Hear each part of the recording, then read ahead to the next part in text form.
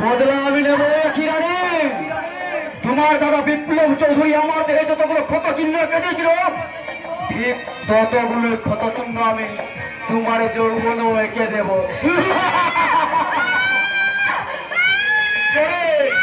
আরো জোরে চিৎকার করো, আর আমিও জোরে জোরে হাসতে হাসতে।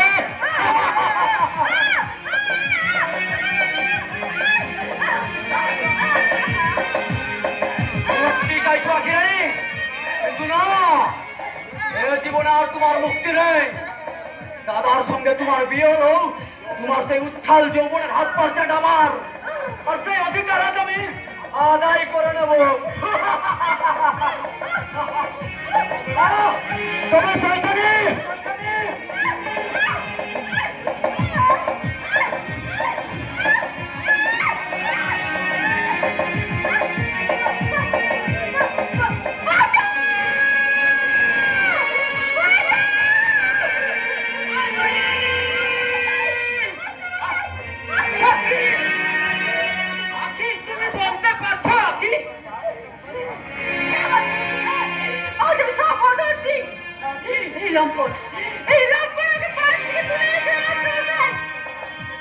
আর আপনার দাদা পুলিশের সামনে আমার নারীত্বকে খুয়ানি করেছিল।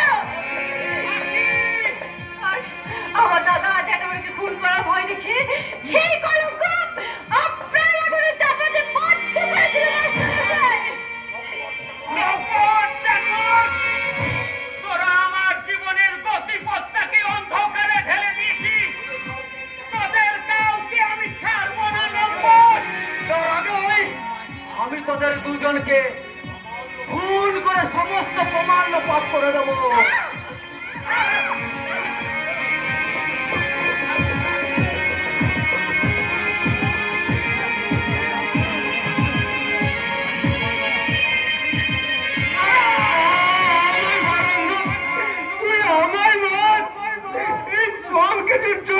আমি যাই রে বন্ধু, শুধু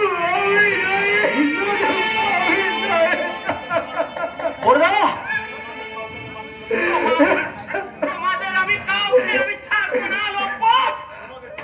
তোমাদের জন্য একজনের একমাত্র পরিচয় সে লোকপট চরিত্রহীন। সবই আমার জন্য ঘটেছে রে অঞ্জন। তুই আমার মার, আমি রঞ্জনকে যে আঁকিকে কিডন্যাপ করেছি, আমি আঁকির ইজ্জত নিয়েছি।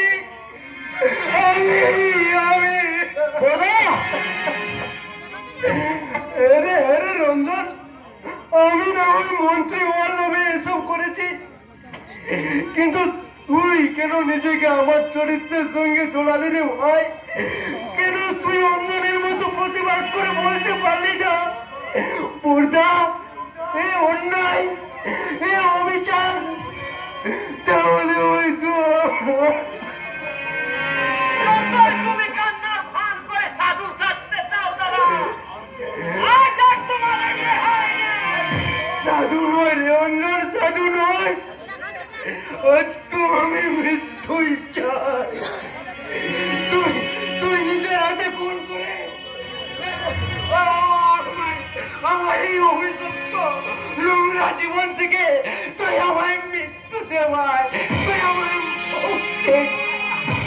দাদা দাদা ওই আমি তোর কাছে হাত চুল করে মিনতি করছি রে অঞ্জন, তুই আমায় মৃত্যু দে অঞ্জন, তুই আমায় মৃত্যু দে। পারলাম না দাদা, নিজের হাতে আমি আজ নিজের রক্ত মাখতে পারলাম না।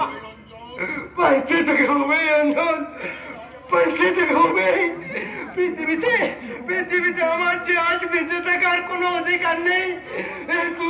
তুই না পারলে আজ আমি নিজের হাতে নিজেকে আজ আমি করে দেবো।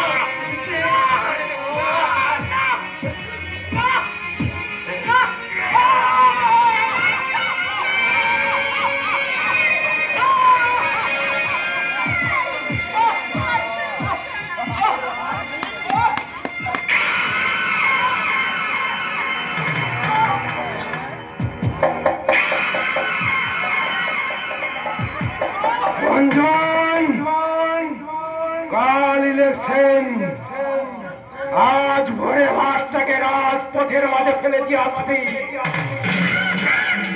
আর এই লাশটাকে নিয়ে যখন পুলিশ মহলে বিভ্রান্তির সৃষ্টি হবে, আর সেই সময় করবো